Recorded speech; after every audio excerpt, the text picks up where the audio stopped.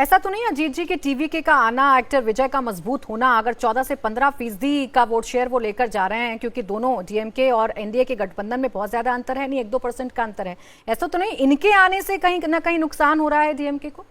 देखिए, अगर होगा जो जो नतीजे बता रहे हैं हम लोग ओपिनियन पोल में, अगर ऐसा होता है, ऐसे नतीजे आते हैं, तो उसके दो कारण स्पष्ट दिख रहे हैं। एक कारण तो है कि टीवीके का आना, पार्टी जो आई है विजय की, वो डीएमके का वोट इतना डैमेज कर दें कि वो बराबरी पर आ जाए, या जो अभी हम लोग एनीबॉडीज गेम देख रहे हैं वो स्थिति क्रिएट कर दें अगर उनको 13-14% वोट आ जाता है, जिसकी जो अभी हम लोग ओपिनियन पोल में दिखा रहे हैं। और दूसरा ये मामला है कि अगर भारतीय जनता पार्टी और अन्ना डीएमके, हालांकि खुल करके ई पलानीसामी जो हैं पूर्व मुख्यमंत्री, वो इस तरह की बात नहीं कर रहे हैं कि सनातन की बात, जिस तरह से जो चैलेंज के, जो सभ्यतागत संघर्ष की बात कही तुहिन जी ने, वो इनके बीजेपी के जो पार्टनर हैं पलानीसामी, वो नहीं कर रहे हैं। वो इसकी बात नहीं कर रहे हैं। तमिल अस्मिता में वो एकदम गेट अलोंग है स्टालिन के साथ, वो भी लगभग उसी लाइन पर हैं जिस लाइन पर स्टालिन रहते हैं। ये बीजेपी वहाँ मुद्दा बना रही है, और भारतीय जनता पार्टी, जैसा उन्होंने कहा कि सिर्फ 20% सीटों पर लड़ रही है, मतलब 24-25 सीटों पर वहां लड़ेगी भारतीय जनता पार्टी।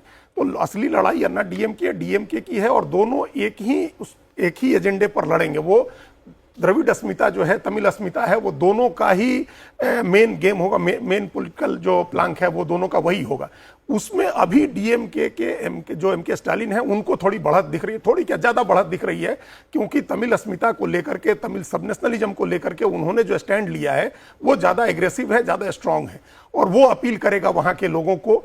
जहां तक एंटी इनकम्बेंसी की बात है, वो कुछ बहुत ज्यादा अभी वहां नहीं दिख रहा है, और अगर था भी तो उसको कम करने के लिए स्टालिन ने अभी कई काम किए। उन्होंने अभी महिलाओं के खाते में पैसे ट्रांसफर किए, बिल्कुल बिहार के मॉडल पर। उन्होंने इस तरह के कई फ्रीबीज की भी घोषणा की है जो वो बांट रहे हैं। और तीसरी बात, उनका जो अलायंस है 12 पार्टियों का, जो सेकुलर प्रोग्रेसिव अलायंस है, वो ज्यादा डाइवर्स है, एक ज्यादा रेनबो कोलिशन है, उसमें ज्यादा अलग अलग जातियों के नेता हैं। उनको सबसे ज्यादा लैग करते थे, जो हम पहले भी कह रहे थे, थेवर लैग करते थे। थेवर एक मुश्त वोट जाता था अन्ना डीएमके को, जो ताकत थी जयललिता की।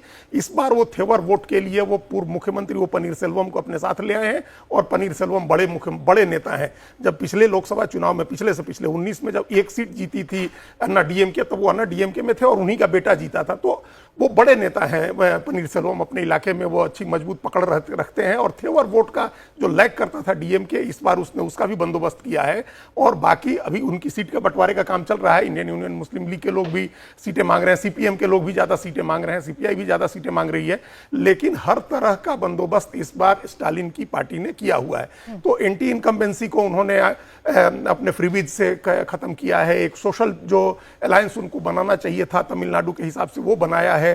तमिल अस्मिता का जो मामला है, और जो सब नेशनलिज्म का मामला है। देखिए, आंध्र प्रदेश, पश्चिम बंगाल में क्या करेंगे राज्यपाल जाकर के आर.एन. रवि, ये हम नहीं जानते हैं कि किस मकसद से उनको भेजा गया है, वो जाकर के वहां क्या करेंगे।